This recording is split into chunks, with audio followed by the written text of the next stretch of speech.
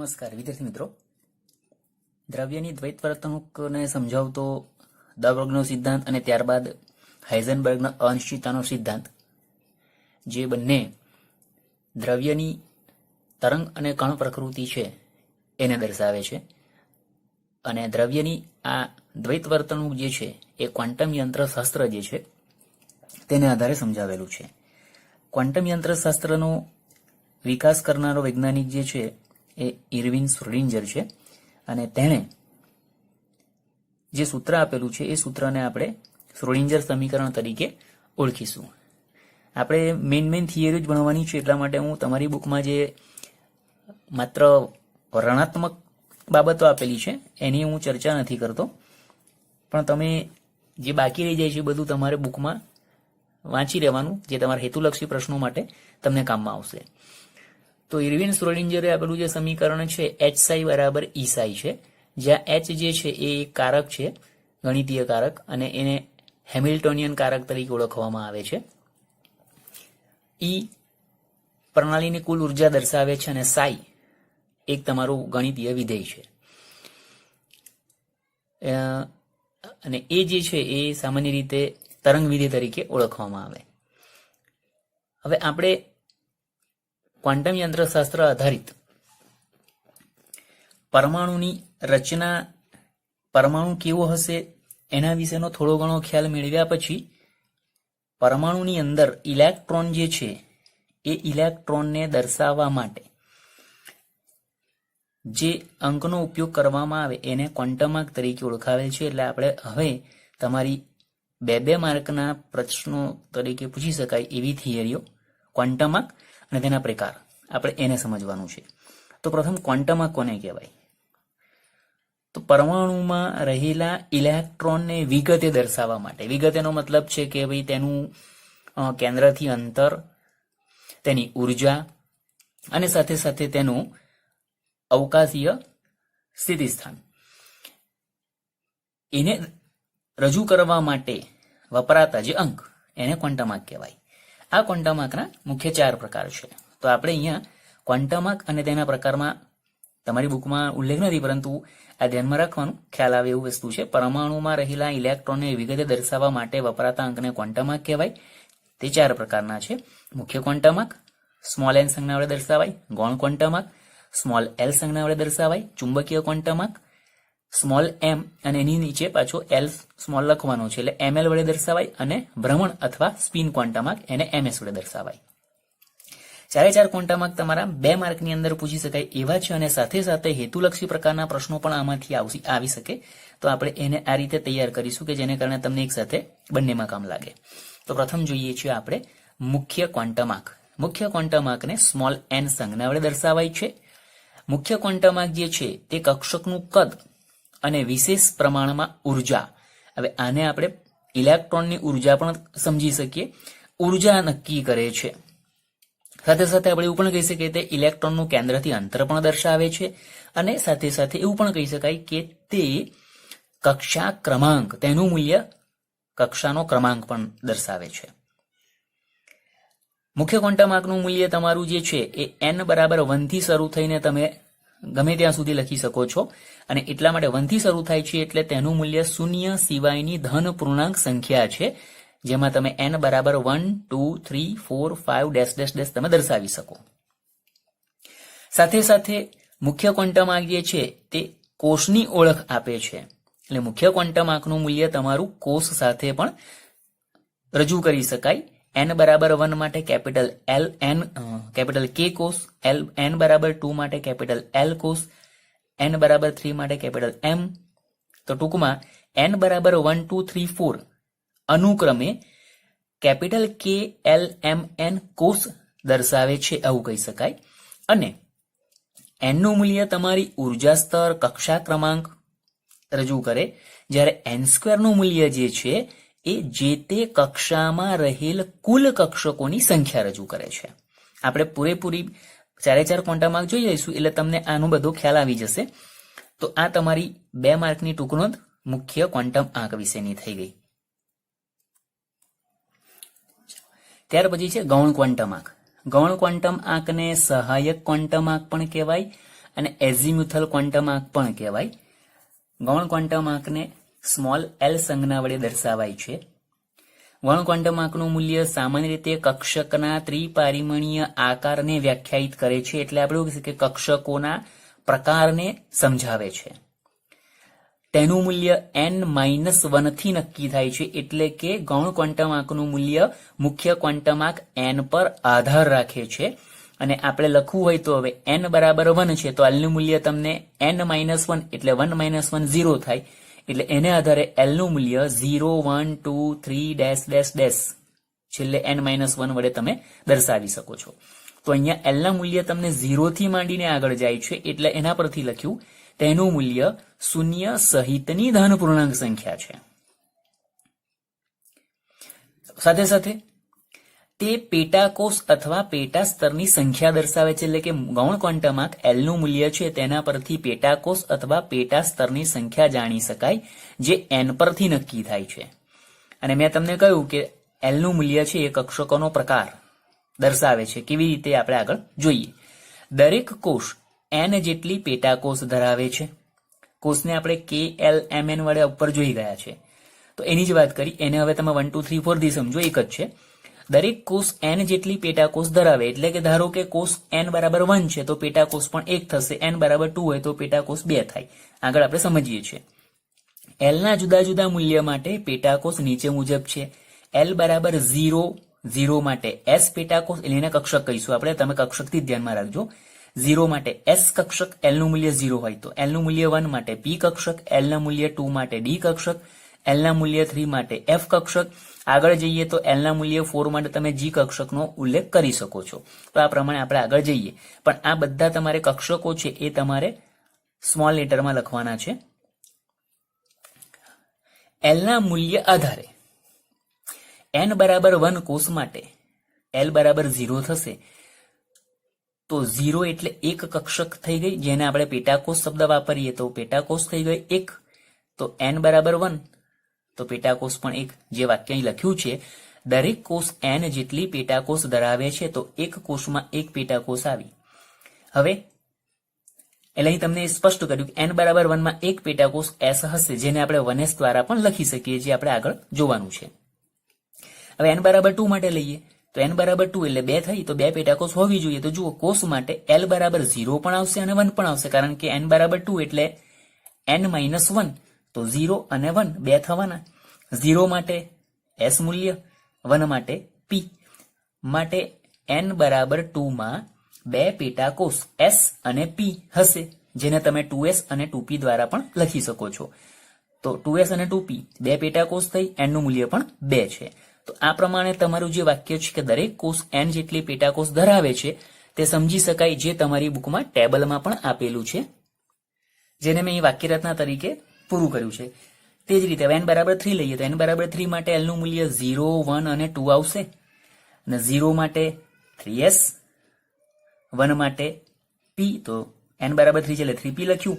અને 2 માટે નવી આવી d, તો 3d આવશે. તો 1 2 અને 3 n બરાબર 3 તો 3 પેટાકોષ થઈ. l બરાબર 4 માટે l નું મૂલ્ય 0 1 2 અને 3, 1 2 3 4. અહીંયા જ ખ્યાલ આવી જાય. l ના 4 મૂલ્ય મળે છે, n નું મૂલ્ય પણ 4 છે. તો એનો મતલબ તમારા પેટાકોષની સંખ્યા 4 s p d f. n બરાબર 4 મળે છે એટલે 4s 4p 4d અને 4f થઈ શકે. તો આ વાત થઈ ગૌણ ક્વોન્ટમ આંકની. ગૌણ ક્વોન્ટમ આંક સામાન્ય રીતે n મૂલ્ય પર આધાર રાખે છે. n-1 કરો એટલે તમને ગૌણ ક્વોન્ટમ આંક l નું મૂલ્ય મળે છે. અને તે સામાન્ય રીતે કક્ષકોના પ્રકાર નક્કી કરે છે. અને એ પરથી આપણે કોષની સંખ્યા એટલી પેટા કોષની સંખ્યા, કોષની સંખ્યા મીન્સ કોષનો નંબર, એટલી તમને પેટાકોષની સંખ્યા પ્રાપ્ત થાય છે. ત્રીજો ક્વોન્ટમ આંક છે ચુંબકીય ક્વોન્ટમ આંક. ચુંબકીય ક્વોન્ટમ આંકને ml સંજ્ઞા વડે દર્શાવાય છે. તે કક્ષકના અવકાશીય દિક સ્થાન દર્શાવે છે. તેનું મૂલ્ય 2l + 1 અથવા તમે એને પ્લસ ઓર માઇનસ એલ, જેમાં માઇનસ એલ 0 પ્લસ એલ અથવા plus L 0 minus L, plus or minus L થી દર્શાવાય. પણ તમને ત્યાં ખ્યાલ આવજો કે મારે વચ્ચે 0 ને પણ ગણવા છે, એટલે મેં એને આ જ પ્રમાણે દર્શાવી દીધું, માઇનસ એલ 0 ઓર પ્લસ એલ. બરાબર. આ તેનું મૂલ્ય મેળવવા માટે 2l પ્લસ 1 વડે અથવા માઇનસ એલ 0 પ્લસ એલ વડે મેળવી શકાય છે. હવે તમે એ પ્રમાણે મૂલ્ય મેળવવા જશો એટલે અહીંયા તમને જે મૂલ્ય મળશે તેની વાત. તો એ મૂલ્ય તમારું છે એમાં જો માઇનસ અને પ્લસ બંને આવ્યા અને શૂન્ય પણ આવ્યું. તો એ આધારે લખ્યું તે શૂન્ય સહિતની ધન અને ઋણ પૂર્ણાંક સંખ્યા દર્શાવે છે. તેના મૂલ્ય પરથી કોઈ પણ પેટા કોષની સંખ્યા, એનું જે મૂલ્ય એટલે કે તમારા ચુંબકીય ક્વોન્ટમ આંકનું જે પણ મૂલ્ય મળશે એ મૂલ્ય પરથી પેટા કોષની સંખ્યા, એટલે પેટા કોષની સંખ્યા એટલે ખરેખર એના અંદર કેટલી સબ પેટા કોષ આવેલી છે તેની સંખ્યા જાણી શકાય. એટલે લખ્યું કક્ષકોના પેટા પ્રકાર નક્કી કરે છે. કેવી રીતે જોઈએ. n નું મૂલ્ય 1 છે તો l નું મૂલ્ય 0 મળ્યું. હવે l નું મૂલ્ય 0 એટલે s કક્ષક આવી. હવે આપણે ml નું મૂલ્ય લખીએ તો ml બરાબર પ્લસ ઓર માઇનસ l. તો 0 માટે પ્લસ 0 માઇનસ 0 ન લખાય એટલે 0 લખાય. તો એનો મતલબ ml નું મૂલ્ય પણ એક જ મળ્યું.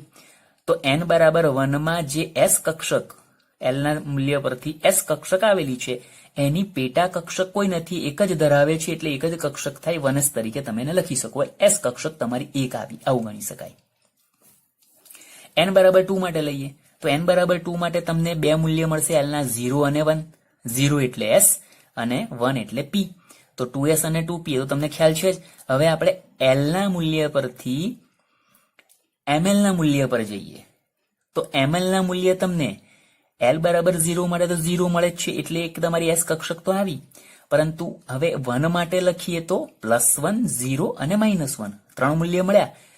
l નું મૂલ્ય 1 એટલે p કક્ષક થઈ અને p કક્ષક માટે ml ના મૂલ્ય તમને 3 મળ્યા. એટલે એનો મતલબ કે p કક્ષકની 3 પેટા કક્ષકો છે એવું સમજી શકાય. આગળ l બરાબર 2 માટે લખીએ તો ml ના મૂલ્ય +2 +1 0 -1 -2. 1 અને 0 નું આપણને ખબર જ છે એટલે 9 જે આવ્યું તે જ મેં ખાલી સમજાવું છું. l બરાબર 2. n બરાબર 3 માટેની વાત થઈ. હા, n બરાબર 3 લઈશું એટલે તમને વધારાનું l નું મૂલ્ય 0 1 અને 2 મળશે. 0 માટે s, 1 માટે p અને નવી 2 માટે તો ml નું મૂલ્ય +2 +1 0 -1 -2 5 મૂલ્ય મળે છે. તો l બરાબર 2 એટલે ડી કક્ષક થઈ તો ડી ના 5 પેટા પ્રકાર થાય એવું અહીંયા સમજી શકાય.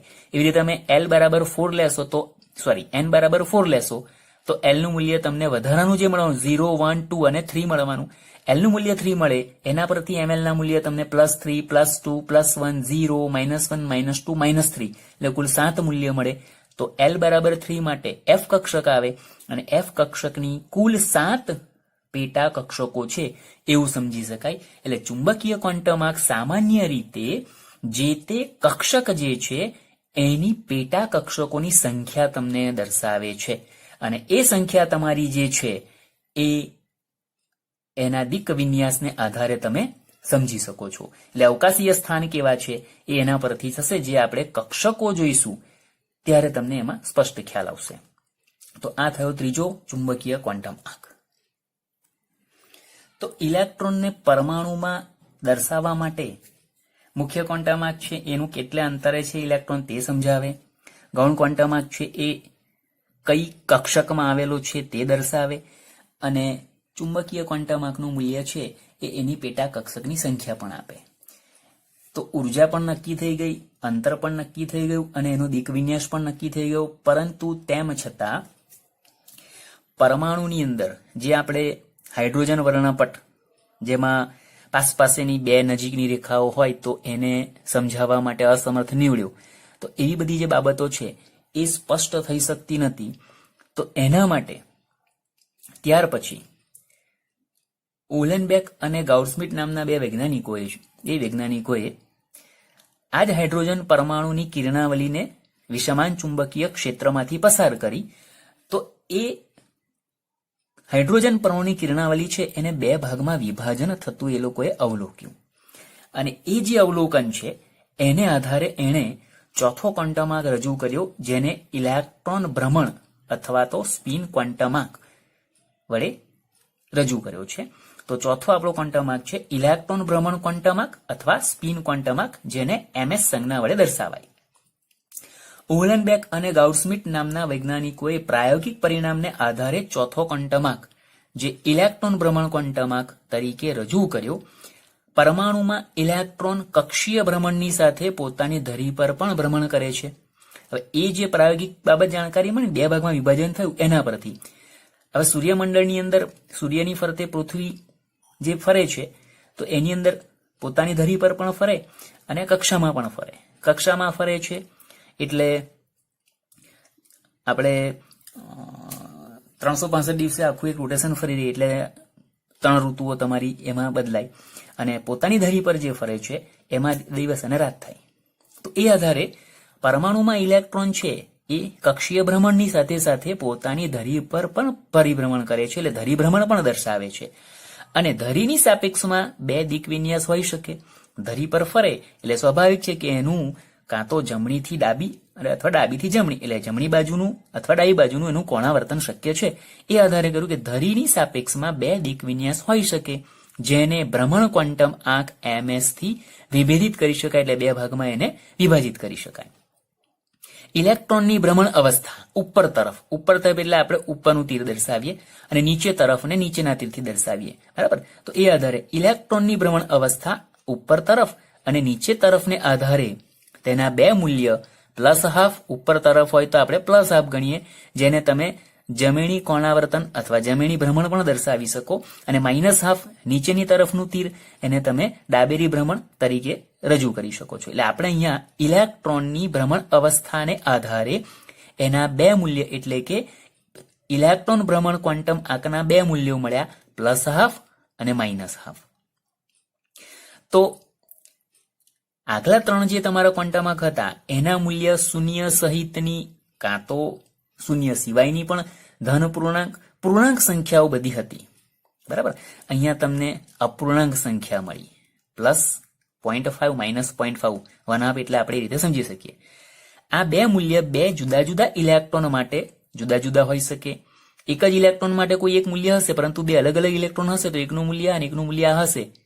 આવું આ જે પ્રાયોગિક જાણકારી મળી ને, હાઇડ્રોજન પરમાણુની કિરણાવલીનું બે ભાગમાં વિભાજન થયું, એના પરથી ખ્યાલ આવે કે એકનું ભ્રમણ ઉપરની તરફ હશે અને બીજાનું ભ્રમણ નીચેની તરફ હશે, એટલા માટે બે અલગ અલગ ભાગમાં એ વિભાજિત થયા, બે અલગ અલગ ચુંબકીય ક્ષેત્ર તરફ આકર્ષિત થયા.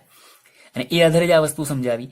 આ બે મૂલ્યો બે જુદા જુદા ઇલેક્ટ્રોન માટે દર્શાવી શકાય છે જે પરસ્પર વિરુદ્ધ સ્પિન ધરાવે તેમ કહી શકાય. તો આ તમારો ચોથો ક્વોન્ટમ આંક છે, જે માત્ર તમને એના બે જ મૂલ્યો અને એ પણ એની પોતાની ધરીની ભ્રમણને આધારે +½ અને -½ મળે છે એ સમજાવે છે. તો આ 4 ક્વોન્ટમ આંક છે, એ 4 ક્વોન્ટમ આંક તમારે છે બરાબર 2 માર્કની થિયરી છે. હેતુલક્ષી પ્રકારનો પ્રશ્ન પણ અથવા આપણે સ્વાધ્યાયના પ્રશ્નો જોઈશું ત્યારે પણ તમને કામમાં આવશે, એટલે તમારે એને સમજીને તૈયાર કરી લેજો. છેલ્લે હવે ટૂંકમાં કદાચ તમને પ્રશ્ન આ 2 માર્કમાં એવો પૂછાય કે ભાઈ 4 ક્વોન્ટમ આંક પરથી કઈ માહિતી મળે છે, તો એના 4 મુદ્દા છે. 2 માર્કમાં કદાચ આવો પ્રશ્ન પણ આવી શકે. તો 4 ક્વોન્ટમ આંક તમારા છે એના પરથી મળતી માહિતી: મુખ્ય ક્વોન્ટમ આંક n પરથી કક્ષકનું કદ અને કક્ષકની શક્તિ નક્કી કરી શકાય. ગૌણ ક્વોન્ટમ આંક l પરથી કક્ષકનો આકાર નક્કી કરી શકાય. સાથે સાથે પેટાકોષની ઓળખ થાય અને દરેક પેટાકોષ 2l+1 કક્ષકો ધરાવે છે એવું પણ નક્કી કરી શકાય. ત્રીજું, ચુંબકીય કક્ષી ક્વોન્ટમ આંક. આપણે આગળ ચુંબકીય ક્વોન્ટમ આંક શબ્દ વાપર્યો. ચુંબકીય કક્ષીય ક્વોન્ટમ આંક ml વડે કક્ષકોનો દિક વિન્યાસ નક્કી કરી શકાય છે અને સાથે સાથે તે પ્રત્યેક પેટાકોષની કક્ષકોની સંખ્યા પણ દર્શાવે છે. તો એના ઉપરથી તમે કુલ જે તે પ્રકારની કક્ષકની કુલ કક્ષકોની સંખ્યા તમે નક્કી કરી શકશો. અને ચોથું, જે છેલ્લો આપણો જો ઇલેક્ટ્રોન ભ્રમણ ક્વોન્ટમ આંક ms વડે આપણે જે દર્શાવીએ છીએ તેના પરથી ઇલેક્ટ્રોનના ભ્રમણનો દિક વિન્યાસ જાણી શકાય છે. એટલે કે તે ઉપરની તરફ કે નીચેની તરફ, જમણી બાજુ કે ડાબી બાજુ ભ્રમણ કરે છે એ નક્કી કરી શકાય. તો આ તમારે ટૂંકમાં સાર થઈ ગયો 4 ક્વોન્ટમ આંક પરથી મળતી માહિતી. તો આપણે આજે માત્ર ક્વોન્ટમ આંક અને તેના પ્રકારને જોઈએ છે. આટલું વ્યવસ્થિત રીતે તમે તૈયાર કરી નાખજો.